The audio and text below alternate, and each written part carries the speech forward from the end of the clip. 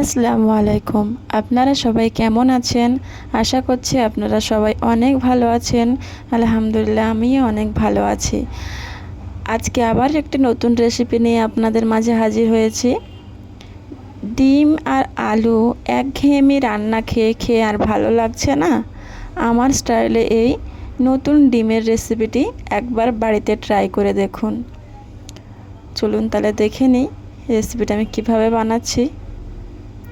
তবে কড়াইতে আমি দিয়ে দিচ্ছি রিফাইন্ড অয়েল, দিয়ে দিলাম কয়েকটি গরম মশলা, 2টি তেজপাতা, দিয়ে দিলাম হাফ বাটি কুচানো পেঁয়াজগুলো হালকা হালকা ব্রাউন করে ভেজে নেব। দিয়ে দেব 2 টেবিল চামচ আদা রসুন বাটা,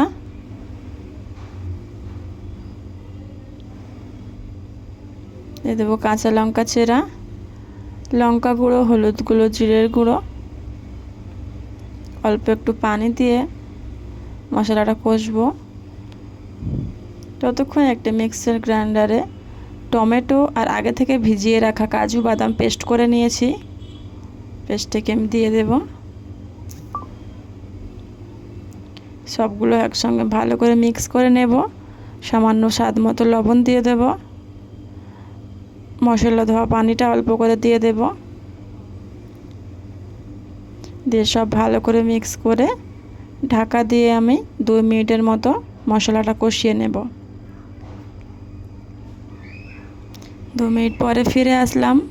দেখুন আমার মশলাটা কত সুন্দরভাবে তেল ছেড়ে দিয়েছে। এই পর্যায়ে আমি কড়াইয়ের আশেপাশে একটু পরিষ্কার করে নেব।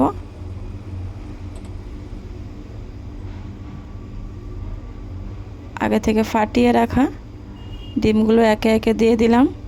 এই পর্যায়ে আপনারা ডাইরেক্ট দিতে পারেন, কিন্তু অনেক সময় ডিম খারাপ থাকে, ওই জন্য আমি এই রিস্কটা নিয়ে নিই। ডিমের উপরে সামান্য পরিমাণে লবণ আর গরম মশলা ছিটিয়ে দিলাম। দিয়ে দিলাম চেরা কাঁচা লঙ্কা উপর থেকে, আর একটু ধনিয়া পাতা কুচি। এই পর্যায়ে ঢেকে একদম স্লো আঁচে 5 থেকে 7 মিনিট রান্না করে নিতে হবে। এখন আমার হয়ে গেছে, গ্যাসের ফ্লেম বন্ধ করে দিয়েছি। কেটে দেখাচ্ছি কতটা সুন্দর হয়েছে। খুব সহজেই এটাকে তোলা যায়। গরম গরম ভাতে সার্ভ করুন। বাড়িতে সবাই খুবই পছন্দ করবে। ভিডিওটি ভালো লাগলে লাইক, শেয়ার, কমেন্ট করবেন। ধন্যবাদ।